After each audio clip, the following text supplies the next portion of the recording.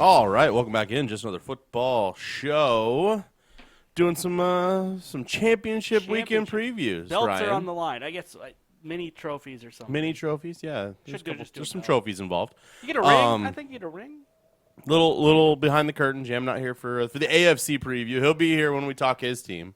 Of course. Talking the Niners, yeah, right. Checks out of the other one. No, it actually just worked out that way with who we were talking to and when schedules were available, and that's how it works. So, we're gonna be talking to Frenchie. He's our Chiefs fan. Very good job last week.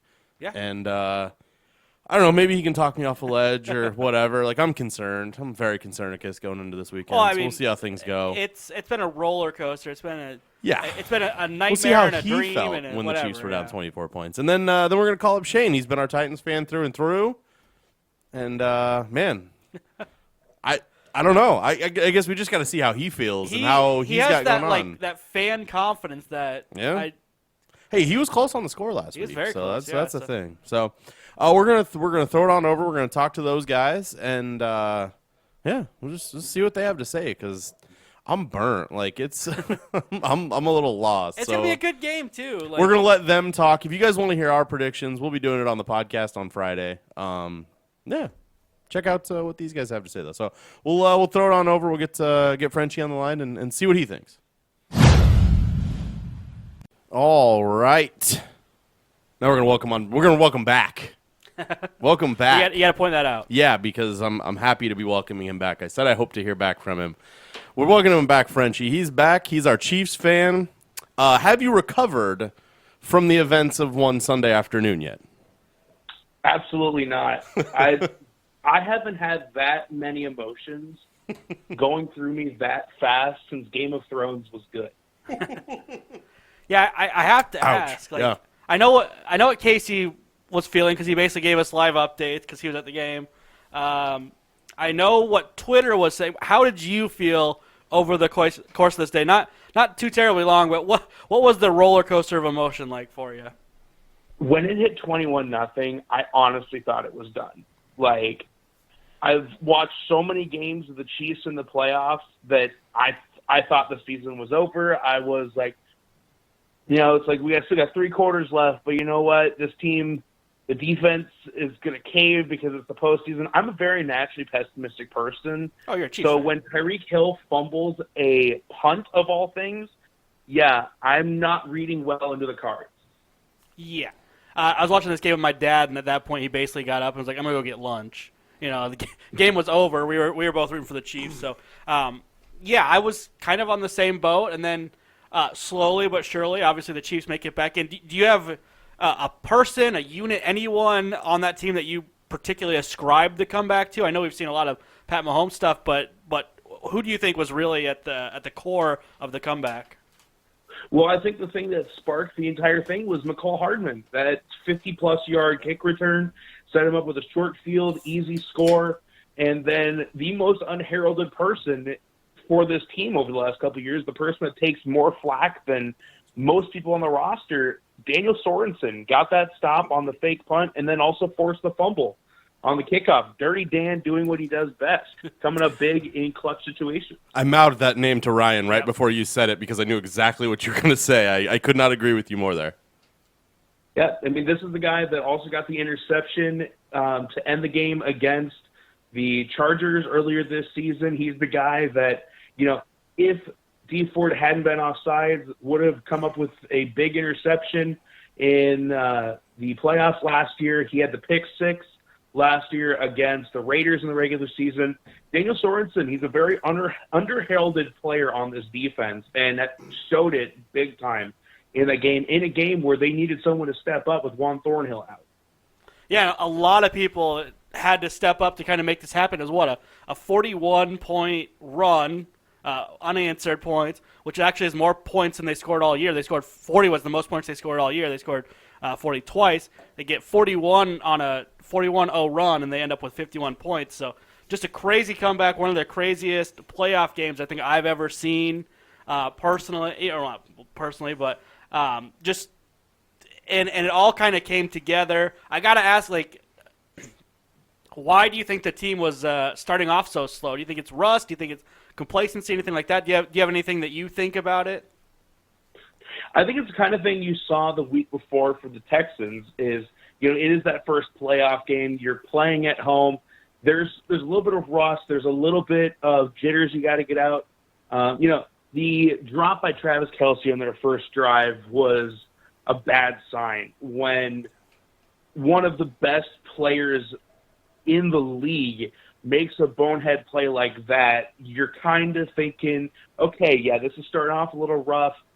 And, this is still a team that is very young. You've only had, a handful of guys that have been around for multiple years, multiple trips to the postseason. And even when they have been in the playoffs, this is only the second time for most of their careers that they're playing a second weekend in January. Yeah, and that showed up in quite a few players, actually. Notably for me was Demarcus Robinson. He had a few big drops in the game, really had 3 drops, especially one early in the game that would have moved the chains, kept him going. So I saw it at that point. I've seen enough football games to know that these things don't magically go away if you're starting off like this. It takes a lot to overcome it. And kudos to Andy Reid for staying calm, and Patrick Mahomes for firing the team up, and Travis Kelce for stepping up. He had 3 really wonky touchdowns that just looked like he was reading Pat Mahomes' mind, and they were mind meld, and they knew exactly where the other person was going to be, and the ball just magnetically went into Travis Kelce's hands. So it was an incredible comeback. It was a fun game to watch, probably for everyone besides Texans fans. It was overall just a really good game. But I have to ask, and it's something I asked Andy, our Vikings fan, because he's unfortunately accustomed with it. But do you think a big win like this, a big emotional win where you come back, kind of miraculous fashion, do you think that's something that will inspire the team to go out and play better next week, or do you think it kind of saps the emotion out of you like we've seen from the Vikings a couple times now? Well, I think the difference between a lot of other teams and the Chiefs is to have leaders like Patrick Mahomes, Tyrann Mathieu, Andy Reid, guys that have been around the NFL or are just naturally calm heads. Patrick Mahomes, when you get a team that's down 24-0, most quarterbacks are immediately going to try to do too much.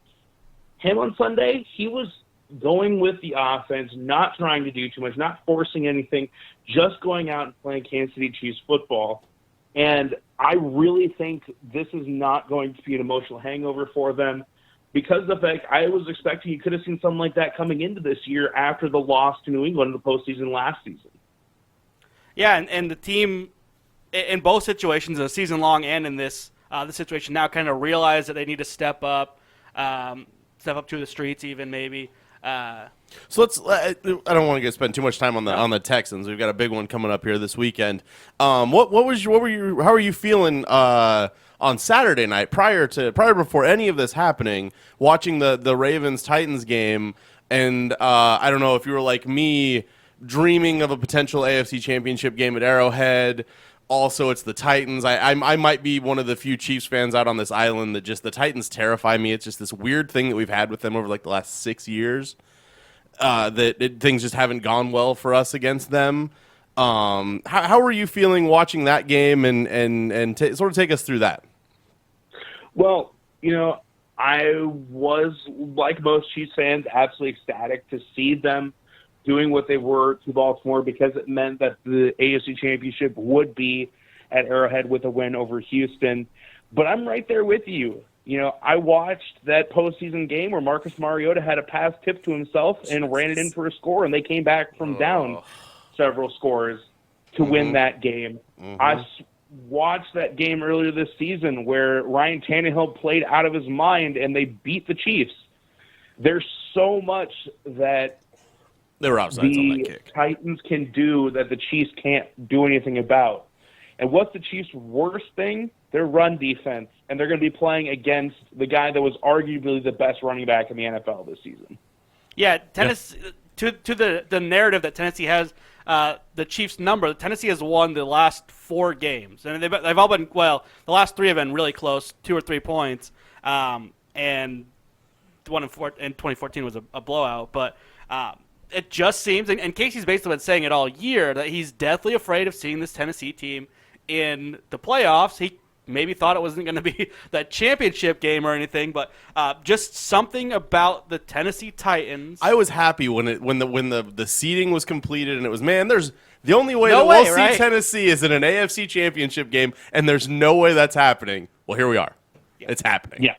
Yeah, and I guess the only question then is, and the Tennessee hasn't been winning in it's been somewhat impressive because of who they're beating. But We're on Saturday. I think that win on Saturday was in impressive fashion. but it wasn't a huge game from Tannehill or anything like that. It's just these big games. Tannehill hasn't been doing it from in the Derrick playoffs. Henry. So his stat line's not impressive. So I guess what can the Chiefs do to win this game? Obviously, they're favorites, right? They're the higher seed and everything like that, and Vegas line and everything like that. But Casey's not talking about it. I'm sure, Frenchie, that you're not thinking of it like that. So what do the Chiefs have to get right in order to beat the Titans? Well, I think the biggest thing has got to be you've got to force Tannehill to be the one. Because it's obvious to say, oh, you got to make Tannehill throw the football. You can let Derrick Henry get as many yards as he wants, as long as he is not punching in the end zone and you're making Ryan Tannehill have to beat you over the air. The Chiefs had a great pass defense in the second half of the season, and I know they didn't play any super great quarterbacks. But you know what? Ryan Tannehill, through most of his career, has not been a super great quarterback. And he showed it in the first two games that it's been all Derrick Henry. If you're playing that bend, don't break defense, which has been the Chiefs' characteristic for the better part of a decade now with Andy Reid at the helm, they have to be able to get turnovers. They have to get sacks, which that's going to be a huge X factor for the Titans to have guys like Taylor Lewan, Roger Sasfold, and Jack Conklin on that offensive line. That is going to be a huge testament against the Chiefs' pass rush, which if they have Chris Jones is going to be a major strength. If they don't, they are going to be without their best run stopper up the middle against Derrick Henry. Right, and that's going to be my next question. Do we know anything about Chris Jones? I know it's kind of a day-to-day thing. He's considered day-to-day, they say. Yeah, and I expect that he'll probably be questionable through most of the week, but knowing Chris Jones, the competitor that he is, I think it'll take a lot to keep him out. I was extremely surprised that he didn't play on Sunday. Yeah, it was kind of seemed to be like a last-minute thing. I think he went out and I think it was right before the game, right? Yeah. So that kind of took everyone off guard. Yeah, I mean, there was the tailgating and all of that, but I didn't actually. It was the first set of downs that I was out there going, wait a minute, where's 90? I don't see. He must not be active. And then checked Twitter. Oh yeah. So it was a very close to game time decision. But even in lieu of Chris Johnson, or with Chris Johnson being gone, or Jones. Chris Johnson, I got Titans and stuff on them. But with Chris Jones being out, he still held the Texans. It was, Carlos Hyde had 44 yards, Deshaun Watson had 37 yards, and that's it. So that's positive there. It's not Derrick Henry, it's not the Titans, but it's a positive as far as stopping the run is concerned, especially when the Texans at one point were in very plus game stripped where they should have been running. So I do think that bodes well. Maybe makes Chiefs fans feel a little bit better than they might feel looking at Derrick Henry right now. So I don't feel as bad about this as maybe you Chiefs fans, but obviously you guys know the team a little bit better than me. This team has given you a lot of heartaches over the years, and amen, brother. They're set up to possibly do it again on Sunday. The difference, though, I think, is having a guy like Patrick Mahomes. Everyone wants to talk about, he's such a talented QB. Yes, that's without a doubt true, but if you watch him on the sideline, you watch him with the fans, you watch him with the team, he is this franchise. He is a leader. He is a guy that can let cooler heads prevail, and I think he's a guy that is going to finally get this team over the hump. Yeah, just watching him talk to the sideline when they were down 24 points, saying, hey, we have to play one game at a time, play our game, this and that, saying kind of all the right things, but then making it happen on the field the same. He wasn't only just saying it, he was embodying it. Like you said earlier in the interview, he was taking it one play at a time. He was going through his normal offense, knowing that they could just beat this defense, and he just did it with patience. He was calm. He had just kind of that leadership and command that like you said, maybe hasn't been there for a while, or maybe hasn't been to that degree for a while. And I think there's a guy on the other side that's doing the same thing. I think Tyrann Mathieu. Yeah, I've been waiting to have the opportunity. I tell you what, you don't get the. I just had to say the name, footage. and you jumped in here. You don't get the footage on when you're watching the game on TV, and really being up top and being able to see everything sitting in that stadium. The work that Tyrann Mathieu's putting in, both obviously in play, but between plays, pumping up the crowd. He's just a very clear leader. The same thing I feel like you just said about Patrick Mahomes on the other side of the ball. He is doing the exact same thing on the other side, and it is just fun to watch. He was the perfect guy for them to have brought in to replace Eric Berry. Berry was that same type of player. I think he was a better overall safety than Mathieu, and Mathieu is more versatile, but he's that same type of leader, under-the-radar guy who is just going to be a dominant force for your defense. And it's exactly what the Chiefs have missed the last 2 years when Barry's been hurt. So now to have Mathieu doing this in his prime, top level of his game, and on a very affordable contract, yeah, I'm pretty sure the Chiefs brass and Brett Veach are very happy with what they've gotten from the Honey Badger. Yeah, and it's showing up, like both of you said, on and off the field. On the field, he's able to show pressure on the line and drop back very quickly into covering guys, disguise coverage, and confused quarterbacks. And also off the field, he seems to be the vocal leader of the team. He has his whole landlord thing with the cash and rent checks and stuff like that. So little things like that kind of build a team and help a whole defense, especially like not a lot of household names on this defense. Help them all kind of come together and do more, make the whole larger than the sum of the parts, basically. So I think him having those commanding leaders on both sides of the ball, plus the highest scoring player in the NFL and your kicker and Harry Butt, I think overall there's a lot of really good pieces that we've seen through the years are key to having a great championship type team.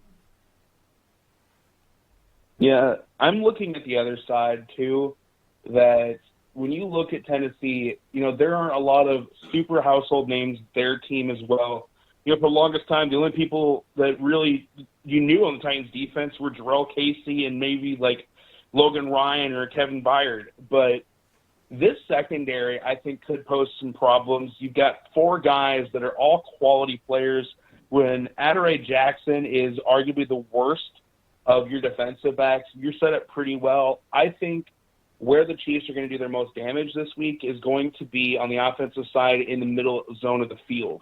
That 3-4 defense, they're going to bring some rushers off the outside a little bit, but overall, I think you work that inside guys like Travis Kelce and then working the slot with obviously Hill and Hardman. I think you're going to see a lot of damage there, but I just want to kind of give the respect to the Titans defense to hold, do what they did against the Patriots and then hold the Ravens to 12 points. It's been an incredible showing for them in the postseason, not just Derrick Henry. Yeah, Jarrell Casey, you mentioned there. Jackson and Byard and Logan Ryan and Rashaan Evans has showed up very well. Jeffrey Simmons in the middle, they got him back maybe middle of the season, but he's been just dominant in the center. I think he really gets under offensive linemen's skin and pisses them off.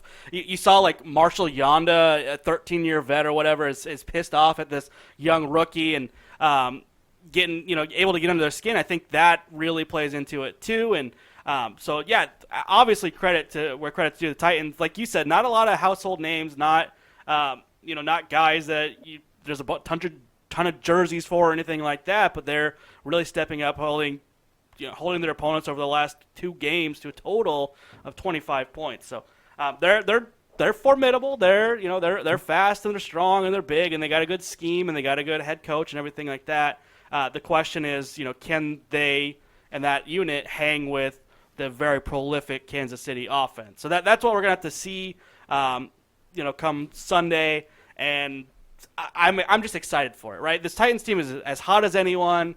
They're on a roll. They've been rolling for weeks, and they're kind of plowing people over as they go. Like, it doesn't matter who they are, right? They Week 17, it wasn't huge, but they beat the Texans, and the Texans were the AFC AFC South champions. Then they beat the Patriots, who are the AFC East champions, and then they beat the Ravens, who are the AFC North champions. So in order to go to the Super Bowl, they'd have to beat the AFC West champions, and it would be almost unprecedented to see something like this. So just exciting to see a team with all kinds of momentum come in, and the Chiefs coming off their huge win too. So I'm excited for it. I think it's going to be a really good game.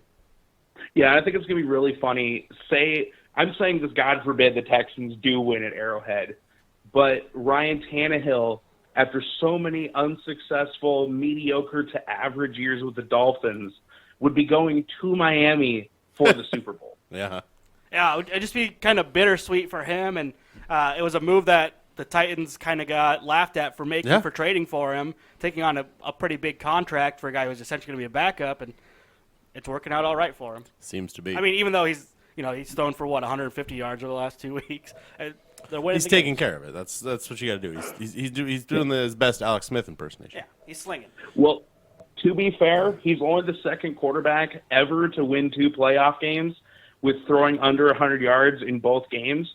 The other one was Terry Bradshaw in the AFC Championship and the Super Bowl. And he's a Hall of Famer, so. Yeah, I mean, if you've got a good team around you and, like you said, just take care of the football, you're going to put yourself in an opportunity to win every week. Absolutely. So if we take a look back last week, you picked that Chiefs-Texans game at 31-17. So you had a pretty decent spread there. So I'll give you some points there. You called the winner correctly, so that's a good thing in our boat. So how you feeling this week? Give me a final. Give me a prediction. How you feel? Well, I think that it's going to be a little bit less scoring than the 82 points we saw between these two teams. I think the Chiefs put up about 27 this week. I think the Titans defense makes some stops when they need to with the depth they have at all 3 levels. But I think the Titans are going to struggle to score. I think they are they're going to get some good plays from Henry in the first half when the game is still close, but Chiefs are going to pull away a little bit, and I think they end up walking away 27-14. And I don't think Tannehill's going to make enough plays to send them to the Super Bowl. All right. Well, sir, I sincerely hope that you are correct. I hope that I am bugging you here. Maybe not next week. It'll be maybe the week after. Take a little week off. But to come back on and talk about a Super Bowl, that's my dream. I want to talk to you about a Super Bowl. Same. I mean, the years are adding up perfectly. It's been 100 years of the NFL, 60 years for the Chiefs, the team, 50 years since they were in the Super Bowl. And, Jeremy would probably cry if it happened, but there's a chance for a rematch of the first Super Bowl, and it would be a revenge tour for the Chiefs. That's what I want. I want that revenge tour. Yep. Play the Packers and possibly beat 3 of the 4 teams to beat in the regular season. It would be perfect. All right, sir. We'll let you go about your evening. We're hoping to talk to you here in a couple weeks. I'm looking forward to it. Have fun in Kansas City this weekend. Oh, I will be there. That's for sure. Have a nice evening, and hopefully we talk to you soon. Yeah, see you guys. All right. All right. So now we welcome on Shane. Shane is our Titans fan. If you've been listening, you should know that by now, right? That's where we're at. We should know. Had a couple games of Shane. So. Yeah, we've heard from him a couple times, and he was more than willing to come and talk to us again. Every time I message him, he's like, oh, yeah, I'm ready to go. I'll talk. Let's do this. So we appreciate it, Shane. We appreciate you spending some time with us here in the postseason. Can you walk us through your emotions Saturday night? I think everyone on this podcast had counted you out. We did not expect anywhere near what we got on Saturday night. I will point out, I waited until later in the interview with our Chiefs fan to point out what the score was that they picked. You picked the Titans in this one 21-10, which makes you much closer than anyone I know on picking the correct score for this game. How were you feeling on Saturday night? Man, it was the first time in a long time as a football guy that I made the decision to just enjoy watching a game, the playoffs, because, the Titans were one of the only 8 teams left playing at that point. And I'd been so stressed and so nervous between trying to get into the playoffs and then playing the Patriots at the Patriots. in the wild card game, and I was so stressed watching those games. And I just kind of made the decision, hey, we're here. I'm really glad that we've got the opportunity to play and be in this game. As a fan, I'm going to just sit down and enjoy this game, win or lose. This has been awesome. And then so I try to take that chill approach going into the game. And when we got up 14-0, I just kind of turned and looked at my wife and said, hey, it's no longer about us being here anymore. It's time to go win this thing. And we just at that point, the Titans never turned it back. There was never a point in that game that it ever felt like the Titans weren't in complete control, even before halftime, and they got down to about the goal line and had the opportunity to score. When we held them to that field goal, it was this feeling that it was, hey, there's nothing the Ravens can do to possibly win this game. Yeah, and that's how it played out, and that's how it felt watching the game, is that no matter what the Ravens tried, they couldn't get anything. Starts off with an interception, turnover on downs a few times, fumble, it was just, it was just the Titans defense, the Titans whole team really just showing up, saying, hey, everyone counted us out. We talked about that last week, but everyone counted the Titans out, and they said, screw them, we're going to go out and we're going to win this thing, and they did. They made things happen that no one really anticipated for this Titans team, and they're living in this kind of underdog mentality, and it is working.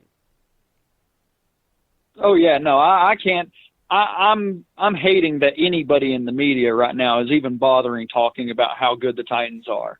I don't want to hear it now. I need them to go back to keep saying that we're 10-point underdogs, and I need them to continue talking about how we don't stand a chance because this is the number one defense. Oh, well, now this is the number one offense. Oh, okay, well, now it's Kansas City at home. It doesn't matter.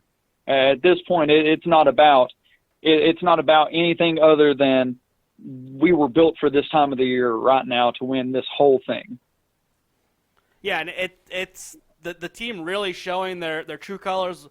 You hear a lot of teams say the same thing, that we're built for the playoffs, we're built to go the distance, and they all kind of crumble. And the Titans weren't saying that terribly loudly. They were living it, and just kind of showed up in this game. And like you said, they didn't give a crap who they were playing. They didn't care if they're playing the Patriots and Foxborough. They didn't care if they're playing Lamar Jackson, the league MVP, and the number one offense. They didn't care about any of that. They just showed up. They went to work. And in this case, it was domination. It was domination right out the gates. It was I don't even know how to really explain it, because it was confounded. They were up 14-0 before, it was before you could blink an eye. They were up 14-0 and never looked back from there. So very impressive win from the Titans, and they, whatever it is, I don't know if it was bad game for Lamar or perfect game plan for the Titans or whatever, but they shut him down essentially, right? He had 500 yards of offense himself, but didn't really put up a ton of points, and the Titans just keep getting it done. Well, and people in the media this week since that game have kind of trashed Lamar, talking about how he is in playoff games, and there's no way in the world you could take anything away from Lamar Jackson in that ball game. He did everything possible to put them in a position to win. Yes, was he forced to put the ball in places like the Kenny Vaccaro interception late in the game? Was he forced into some bad things?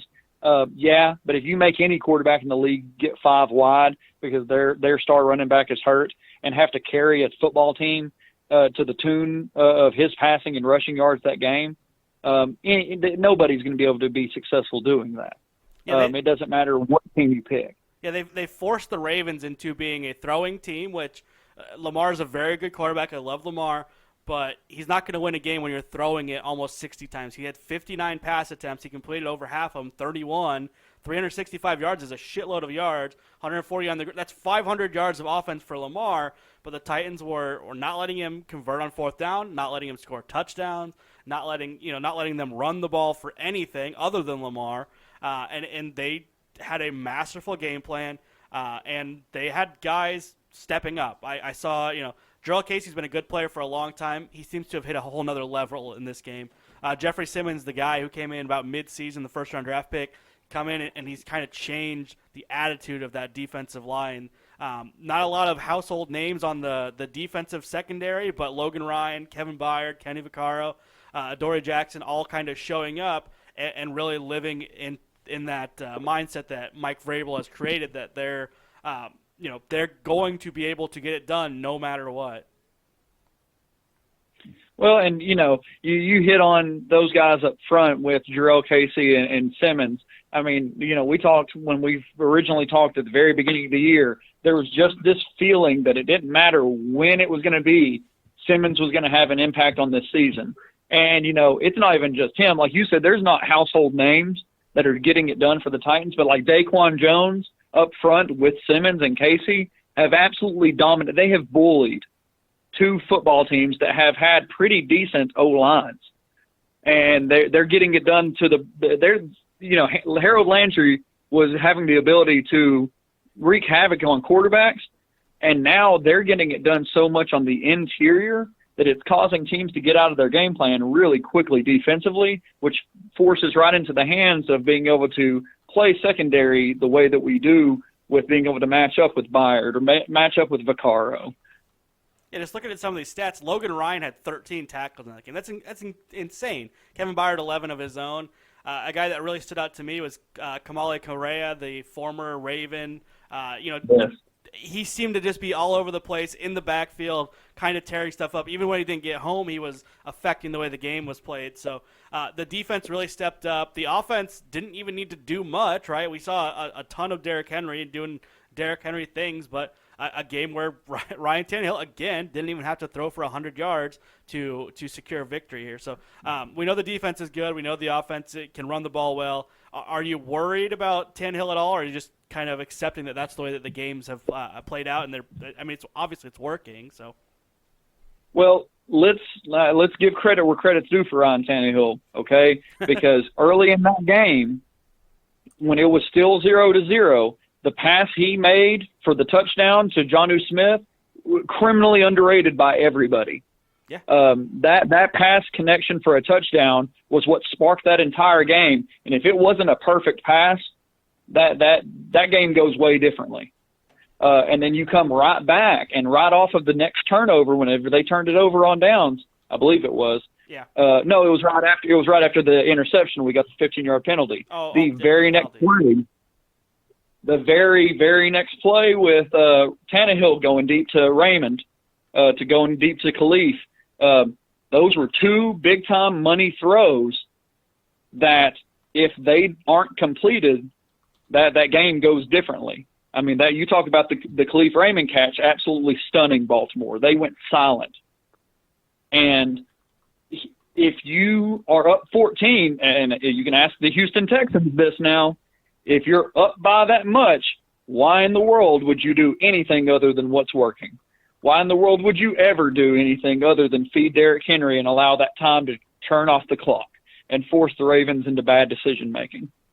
Yeah, Derrick Henry, 195 yards on the ground. He had a 66-yarder at one point. He threw a touchdown pass in there as well. So Derrick Henry is scaring people away from hitting him. We've seen that. There's all the talk this week about how the Ravens had a plan that they're going to hit him and hit him often, and that seemed to be all bullshit, basically, because they didn't, and they didn't stop him, and nothing you can do to stop Derrick Henry at this time in the season, really. It's just going to be he's basically good for 150-plus yards a game now, right? Yeah. And I mean, it's the old Mike Tyson saying, everybody's got a plan until you get hit in the mouth. Everybody's got a plan for Derrick Henry until they load 8 in the box, and then he breaks off a 60-yard run. Everybody's got a plan until you're Earl Thomas talking about how you're going to hit him and you're going to keep hitting him, and then he stiff arms you into such another galaxy you turn into a lead blocker for him. Yeah, and that's, I mean, he made him and this entire Titans team made the Ravens what I called the best team in the league. A ton of people called the best team in the league. He made them look foolish. He made them look like an 8-8 team that's still trying to figure out what to do. So it was absolute domination, front to back, left to right by the Titans. That's good. That's good. They get to come off of a big victory, and they get to go into a house that they've kind of dominated recently. They get to go into Kansas City, play the Chiefs for the AFC Championship. How do you feel about the upcoming game with your, I guess, somewhat rival at this point, Chiefs? They're more of a rival now for us than a lot of teams that the Titans have considered rivals just based on the games that we've played with them. I mean, you look back over the last 4 games, and we've went to Arrowhead twice and come from behind and won. We've had to win off of a blocked field goal earlier this season, and it's all of those games. I know nothing matters now. You're in the playoffs. All those former games don't matter. But there's a little bit of a mindset when you can go into a place and consistently win, that playing at this level in the playoffs, that's just another home away from home, like the Jags were the year we won the AFC Championship the last time. We have the opportunity now to go in somewhere with a team that we're very familiar with and have an opportunity to do something we haven't done in a very long time.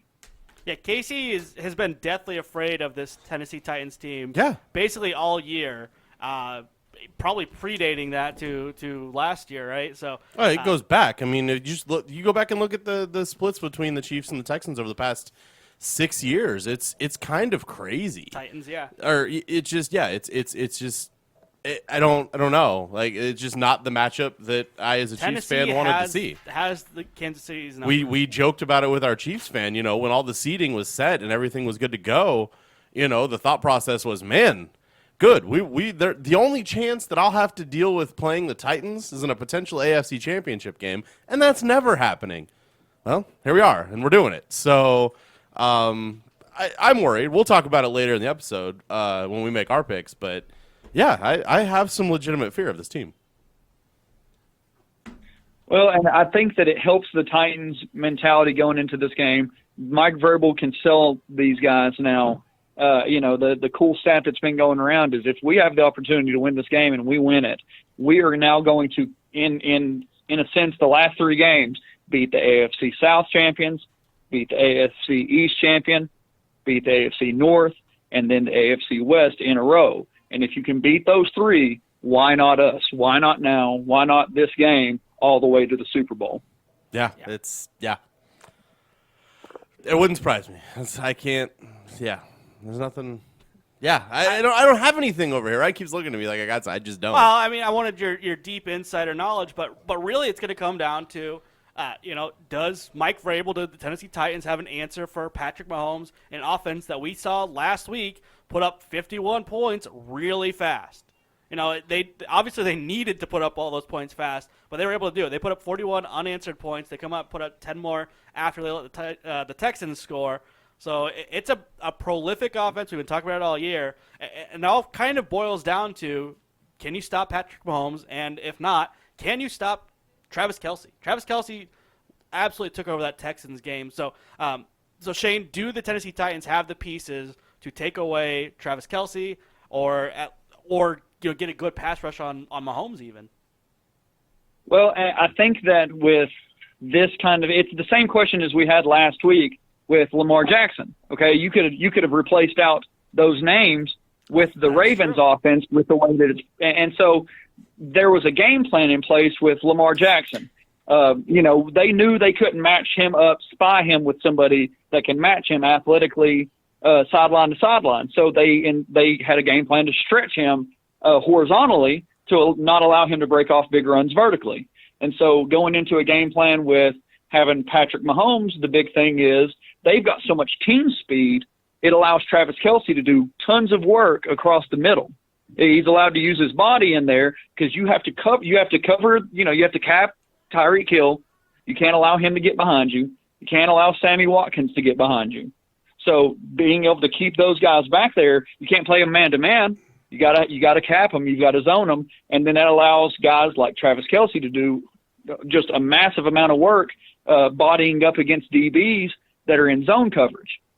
And so it's more of a thing now. I don't know if you have to get so much pressure on Patrick Mahomes as you do having to make him make reads and make decisions. They beat you with that overall team speed when you make bad choices defensively, when you get out of position. And then whenever you drop back to keep those guys from working, you have to be able to put people in a position to match up with Kelsey almost in a double team, in like double coverage type way. You've got to be able to bracket him. Mm-hmm. And so I think that it doesn't come down so much, do we have DBs that can match up with Tyreek Hill and run with him? No, probably not. Do we have guys that can match up one-on-one and keep Travis Kelsey from winning one-on-one? Probably not. But we do have Daquan Jones, Jarrell Casey, and Jeffrey Simmons and Harold Landry and Correa up front to make life harder for Patrick Mahomes. He's going to have to throw off of that platform. And that's when you get the ability to do what the Texans were doing early. See, J.J. Watt was causing a lot of those disruptions early, and that's how their offense kept stalling. You've got to disrupt him with that front line and be able to cover in the back end.